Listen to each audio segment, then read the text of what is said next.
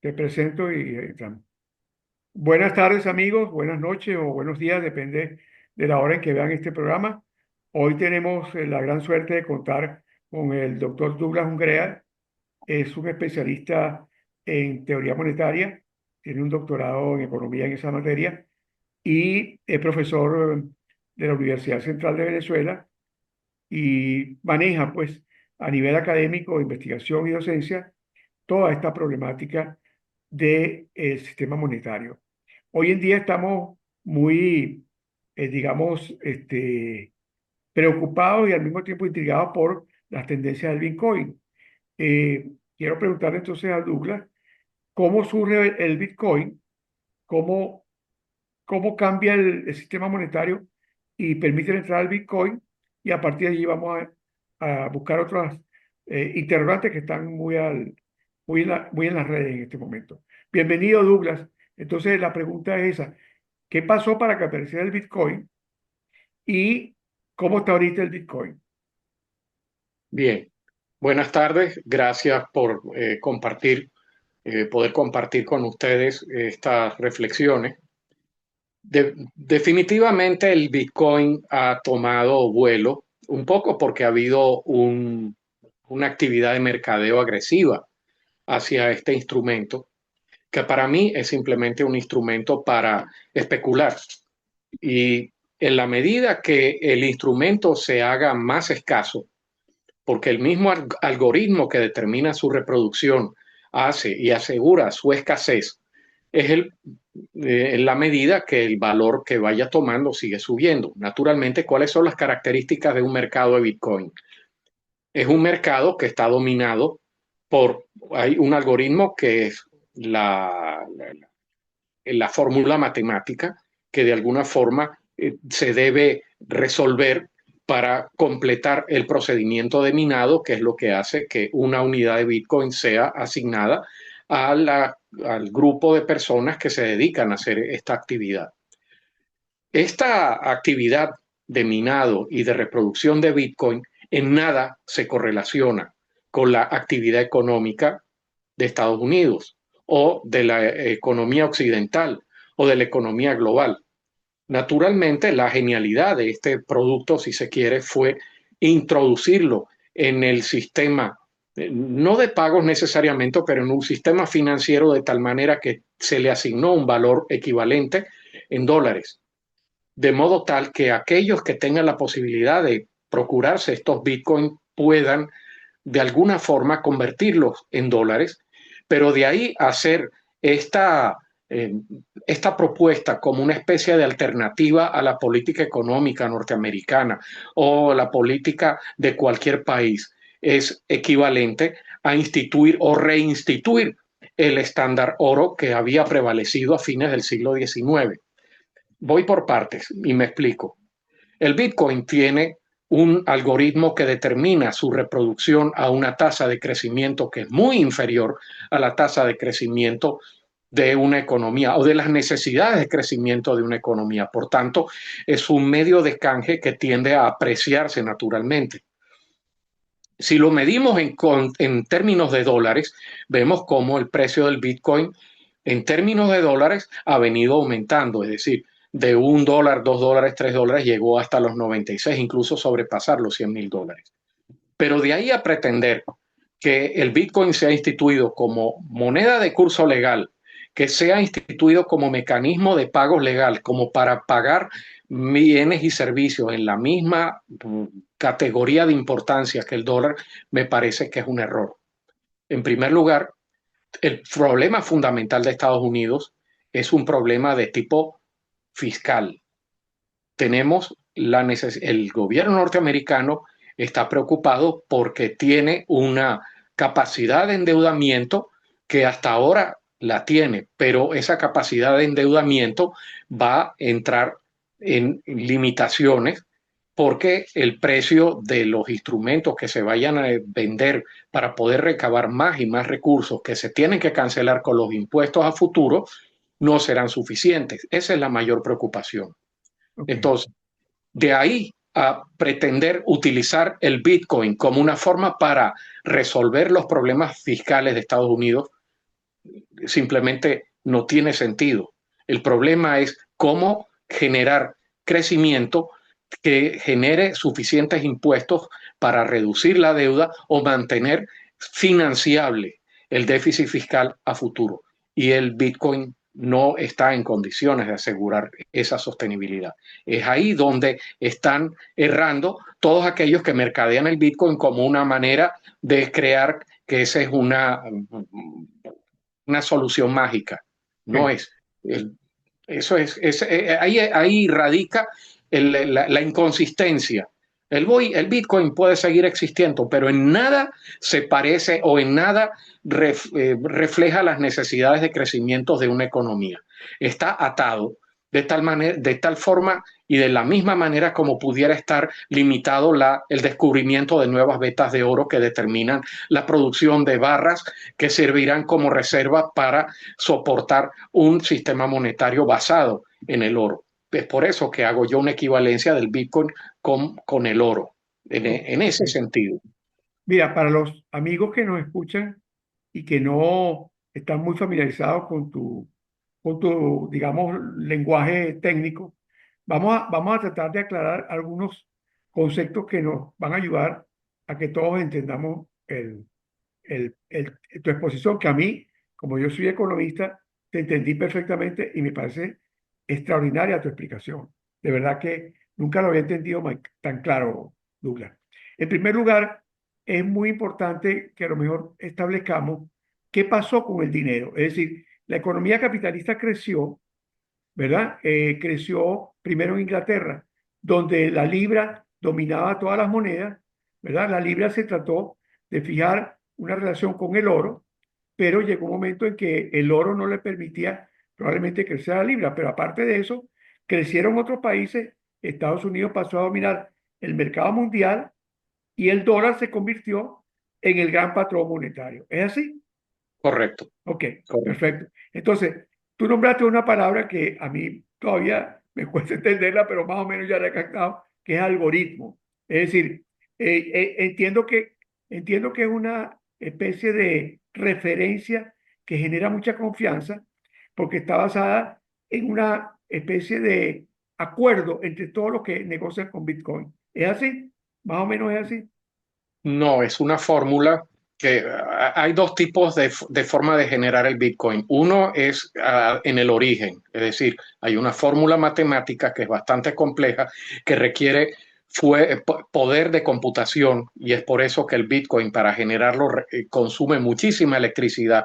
Se requieren instalar computadores en línea, en paralelo, para ir resolviendo una ecuación súper compleja y eso es lo que consume electricidad al punto tal que han habido bajones en países poco desarrollados cuando se instalaban estas fincas con computadoras, porque requiere aire acondicionado, requieren una infraestructura de enfriamiento, además del poder de computación que impone.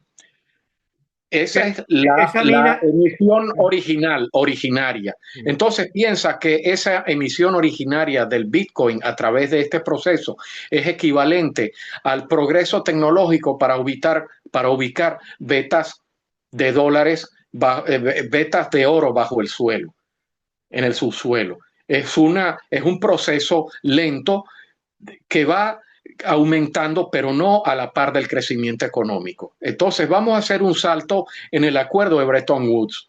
Cuando Estados Unidos acordó ser el guardián del valor del dólar, porque existía el acuerdo de hacer la equivalencia del dólar con el oro a $35 la onza, había una equivalencia entre las existencias de oro que había en Fort Knox con la masa de dólares que estaban en circulación, que habían sido emitidas. En ese momento Estados Unidos era el gran acreedor de la economía mundial, una economía que estaba en su mayor parte destruida, la destrucción de la guerra, la Segunda Guerra Mundial.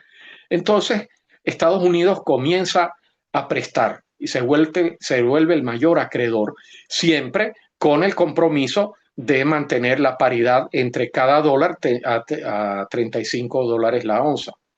¿Ok?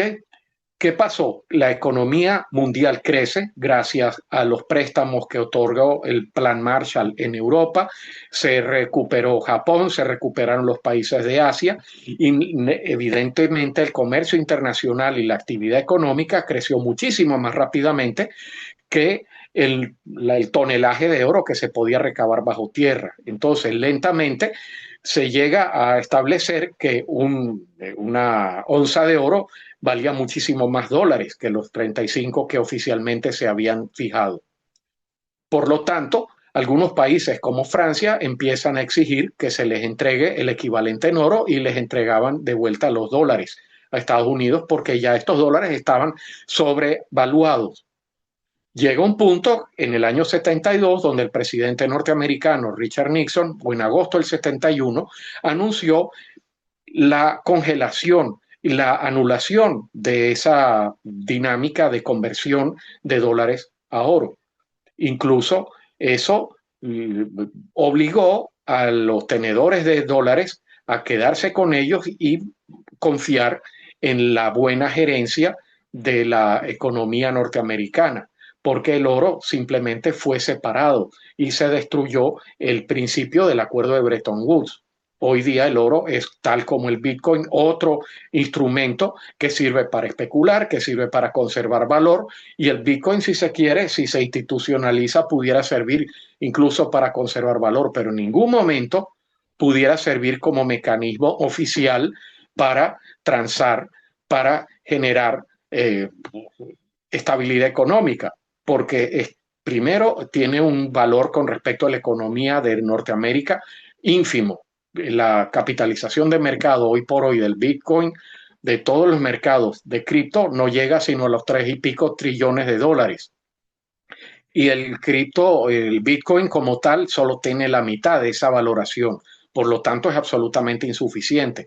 Se llegó al límite de la capacidad de minado, aparentemente ya todos los Bitcoin fueron originados, por lo tanto lo que se está comprando y vendiendo ya es el inventario de los Bitcoin que existen. Es como decir, ya no va a haber más descubrimientos de oro en el mundo, tenemos que bailar con los inventarios de oro que tenemos. ¿Qué es lo que va a pasar con el oro? Va a subir si se adopta como valor de reserva referencial. Lo mismo va a pasar con el Bitcoin. Es por eso que va a generar, ¿qué cosa? Un sistema donde el dólar pasa a ser irrelevante y todo el mundo va a empezar a pelearse por conseguir un Bitcoin. Ok, ok, fíjate, muy bien, fíjate. Yo entiendo perfectamente todo lo que dijiste y creo que verdad, eh, hay que seguir dándole mucha comunicación y mucha información al público nuestro. Hay, hay, Porque, otra serie, hay otra serie de preguntas que provoca esta discusión.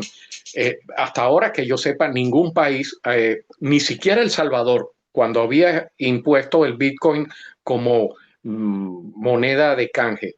De hecho, sé que el Fondo Monetario Internacional logró un acuerdo con El Salvador en donde la condición de moneda de canje obligatoria al mismo nivel que el dólar fue retirada. El Bitcoin se acepta, la tenencia del Bitcoin se acepta bajo la base de voluntaria, no se acepta para pagar impuestos. De hecho, la moneda de curso legal tiene por característica que sirve para pagar impuestos y ningún país va a aceptar el Bitcoin para pagar claro, impuestos. claro, es muy claro. O sea, el Bitcoin podría ser equivalente a las acciones que se venden en un mercado financiero. Exacto, O sea, tú tienes unas acciones, las vendes, las colocas, se te acaba la emisión de acciones y si la empresa va muy bien, la gente quiere esas acciones y suben de precio. exacto. Eso podría pasar con el Bitcoin por la confianza. Pero el problema que tiene hoy en día el sistema monetario internacional probablemente tiene otras raíces y me parece que podríamos tener una nueva entrevista porque de verdad el tema da para bastante, porque también se está hablando en este momento de que Estados Unidos ha crecido mucho y la economía norteamericana tiene un peso casi dominante, dominante en la economía internacional. Pero como no tiene un crecimiento suficiente en su capacidad de pagos estatal, entonces tiene un déficit fiscal. No, ¿Es así?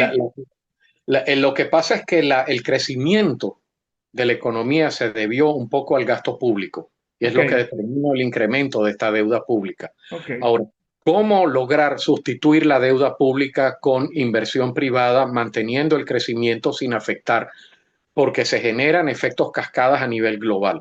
Ok, Naturalmente, esto va a tener repercusiones. Es decir, utilizar la moneda para soportar el crecimiento ha sido el mecanismo que ha predominado desde fines de los años de 40, 50. La oferta monetaria servía para soportar la demanda agregada, para generar inversión, para generar empleo. La variable inversión es una variable muy caprichosa que depende de las expectativas a futuro.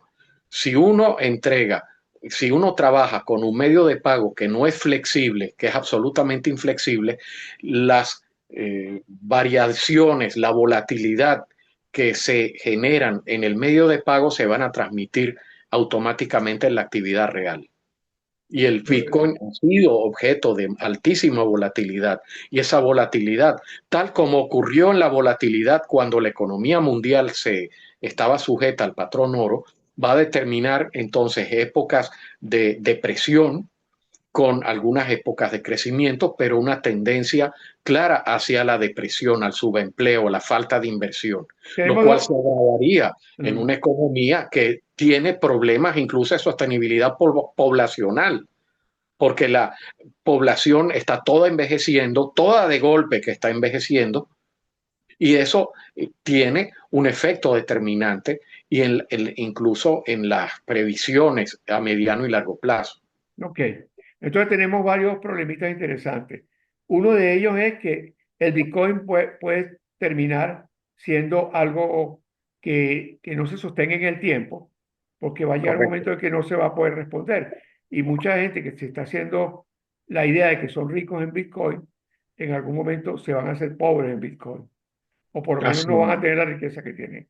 Y por otro lado, tenemos el problema de que la economía mundial, que vino creciendo por la integración, sobre todo del mercado asiático con el mercado norteamericano, esa tendencia también se agota en el tiempo, por lo que acaba de decir, porque hay una, hay una disminución del crecimiento demográfico y por lo tanto va a haber una disminución inevitable de la producción mundial, a menos que se sostenga la variación del consumo y la tensión en el consumo sobre la población, cosa que no se ve muy fácil, sobre todo por el problema de la tecnología, porque no hay capacidad para producir más con la población que tenemos.